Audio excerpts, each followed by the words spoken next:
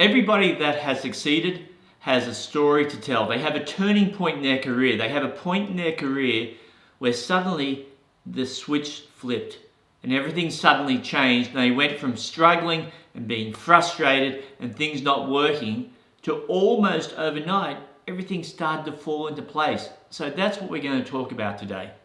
The best part about the struggles you have in the business are when you become successful, you have some great stories to tell. Right now, my daughter is trying to become an actress. In fact, we live here in Australia now. She's moved to Los Angeles. She's living up in Hollywood Hills or in Hollywood area. And she is struggling. We're in the middle of the COVID crisis, so she went over there. Then all of a sudden, COVID hit. Everything got shut down. And I've said to her more than once, when you're successful, you're going to have a great story. Because your story will be your timing was absolute crap. Not through being your fault, it just happened to turn out that way, but you persevered when a lot of other actresses or actors would have just quit and said, oh, you know what, it's got too hard. But you stuck it out and you succeeded, and now you have a great story. So I'm kind of asking you to think ahead to the future and looking back in 5 or 10 or 15 or 20 years time and telling some other new actor her story to cause them to want to persist and persevere to succeed. So that's the best part about a struggle. As long as you get through that struggle and succeed, you have a great story. No one cares if you struggled and failed. No one cares. That's not a story. A story that, oh yeah, it got really hard and I quit. No one's going to listen to that story at a dinner party. But they will listen to the one where you overcame certain obstacles and succeeded in the face of total adversity.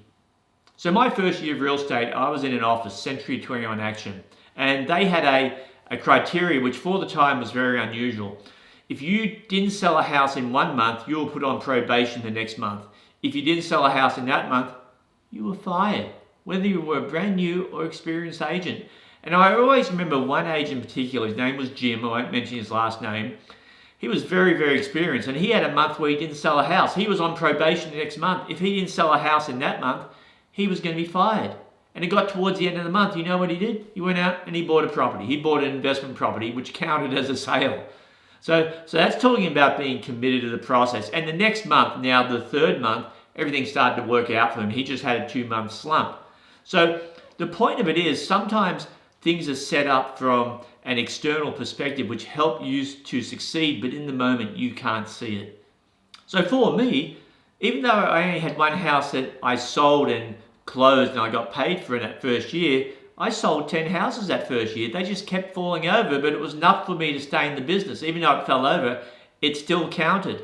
And because I was a new agent and failing at a fairly phenomenal rate, we were put into support groups in the office. And again, this was all cutting edge back in the mid-80s. And in that support group, we had one experienced agent. He was a facilitator. So there might be one agent and then 5 new agents, and would sit down every week and would talk about how the week went. What were our successes? What were our failures? And this one particular week, I think by that point I'd been in the business maybe 6 or 7 months, working 60, 70 hours a week, prospecting 6 hours a day, and nothing sticking. Nothing staying together and not getting paid. So I was sitting there complaining about how it's the weather, how it's the area I'm selling in, how I'm a foreigner in this country. I was Australian but living in California. That was the reason people thought I was there on vacation. I was too tall, I was too blonde, I spoke too fast, I couldn't pronounce number 8 correctly. All these excuses. And then Joe said to me, you know, Daryl, you're complaining all the time. Why don't you just go home? And I go, Joe, that's great. I don't even have the money to buy a ticket because I bought a one-way ticket. Back in the 80s, you could do that. And I ended up in Southern California. I ran out of money. And so while I'm complaining about the fact I couldn't even afford to leave and quit, Joe's kind of in the corner doing something. I'm just kind of seeing out of the corner of my eye, and I'm still bitching and complaining because I had lots and lots of reasons why I wasn't succeeding. So I was going through them all.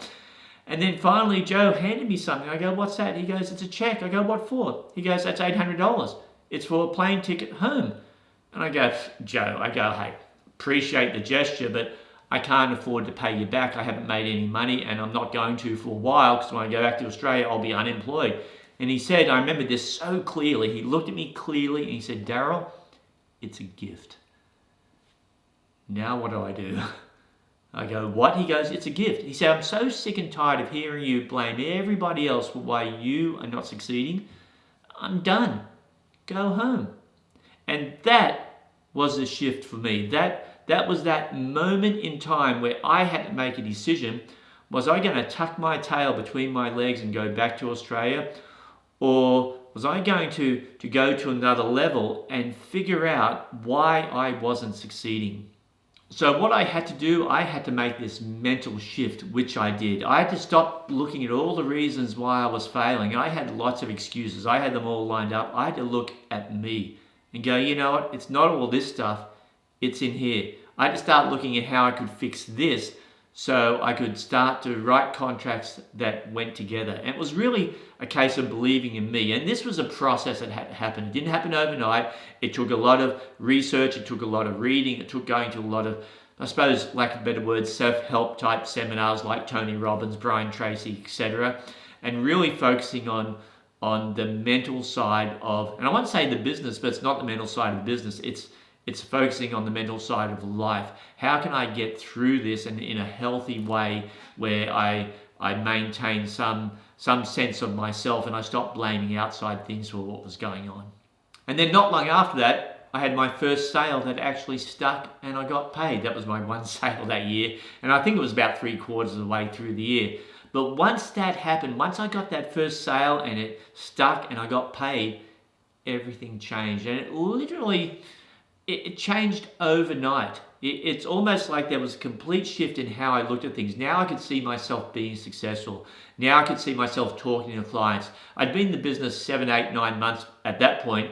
And if you're in real estate that long, you know more than most people that buy or sell a house every 5 or 7 years. You've learnt more in that amount of time. So I started to see myself as now becoming more of an expert in real estate. Obviously now, 34 years later, I'm a much bigger expert. But at that point in time, I knew more than most people that weren't in the industry.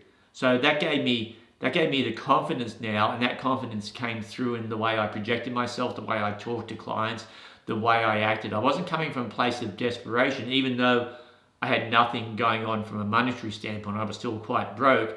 I didn't come from that position anymore because I'd made this mental shift. So I suppose the lesson here is, in life and in your journey, if that's in real estate, you're going to come across people that believe in you more than you believe in yourself. And if you're lucky enough to have that, don't fight them. If someone says to you, hey, I really believe you can do it, you don't go, oh, I don't think I can, I think you're wrong. You don't do that. You have to know, and it's kind of like Jerry Maguire, I suppose, help me, help you. That's what someone else is actually saying to you. Help me, help you. Let me help you. Let me show you the way. Because standing on the outside, I can see all the things that you need to do, but you can't see them yourself. And that's true in many areas of life. So luckily, I had that person in my life, and unless that event had happened 34 years ago, I would have taken that check, I would have gotten on a plane, I would have come back to Australia, I would have had an ordinary job and a happy life, but I would not have experienced all the things I have experienced in real estate in the past 34 years. Yeah, lots of lows, but some massive highs. So I suppose that's my story, is if someone believes in you, let them believe in you, take their advice and move forward. So we're done on how to adjust this for real estate. So please like, subscribe, hit the bell if you want to be reminded for the next video.